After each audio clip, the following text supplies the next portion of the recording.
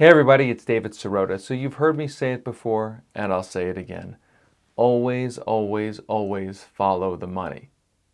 Now, I think a lot of people think about that, and they think about right now following the money that flowed into Donald Trump's campaign and flows into Republicans' campaigns in Washington. But it's always important to follow the money at the state level. That's what we do at International Business Times, and that's what I always encourage people to do. Campaign finance reports out from the Republican Governors Association are an important lesson in why you should always, always, always follow the money. Those reports are about an organization that is the primary fundraising organization for the top Republican office holders in the states. We analyzed them in International Business Times, and we found a lot of really interesting and important stuff that you should be aware of.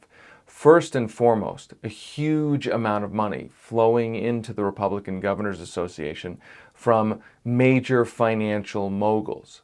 There was a huge campaign contribution from a hedge fund billionaire in Illinois, $500,000 from one donor into the Republican Governors Association in the first 6 months of 2017.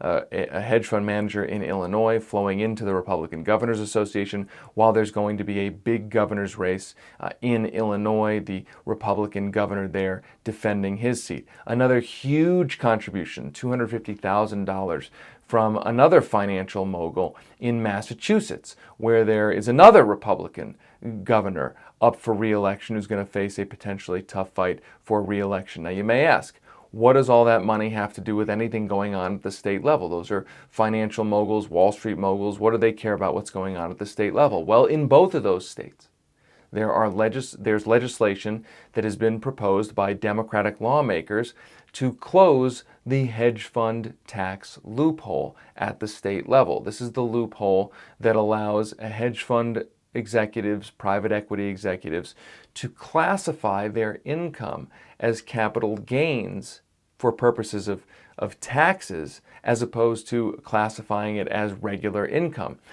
Allowing them to classify it as capital gains gives them a huge tax break. So Democrats in those two states, Illinois and Massachusetts, have proposed legislation to effectively end that tax loophole at the state level. Meanwhile, you have big money from hedge fund managers flowing into the Republican Governors Association, which is supporting those Republican governors in those states as they face potentially legislation to close their donors' tax loophole.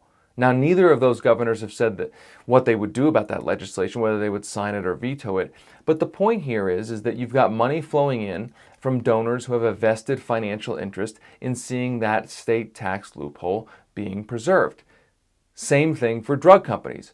At International Business Times, you'll see we tracked a huge amount of campaign contributions into the Republican Governors Association from major drug companies. Now, again, you might say, well, don't drug companies operate at the federal level? Don't they care about national policy? Well, sure they do.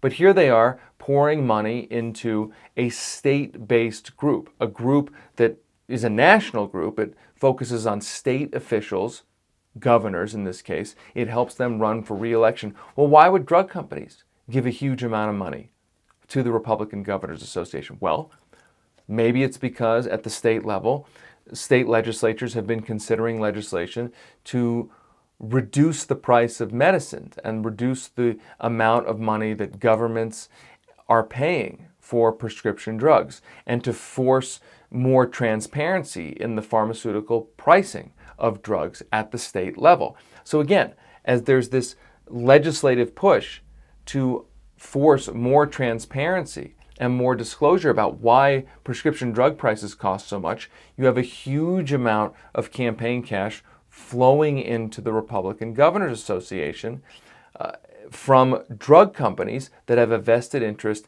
in preventing that kind of policy. And one more example. You've got a huge amount of money, as we reported in International Business Times, from major oil and gas companies flowing into the Republican Governors Association. Again, the debate that you see in the media is all about how much these companies are trying to impact and lobby and shape legislation at the federal level in Washington, D.C.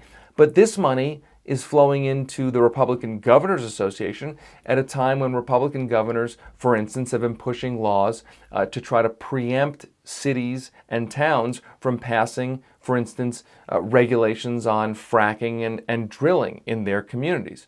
Republican governors have been pushing bills to try to block states and cities from passing regulations at the local level to restrict fracking and drilling. Republican governors have also been pushing for legislation to reduce the amount that owners of rooftop solar panels are remunerated from utility companies. And utilities have dumped a huge amount of money into the Republican Governors Association. That serves the bills that are being pushed to basically disincentivize rooftop solar. Those bills have been pushed by the utility companies. They obviously help the oil and gas companies, where solar power is a competitor to those oil and gas companies.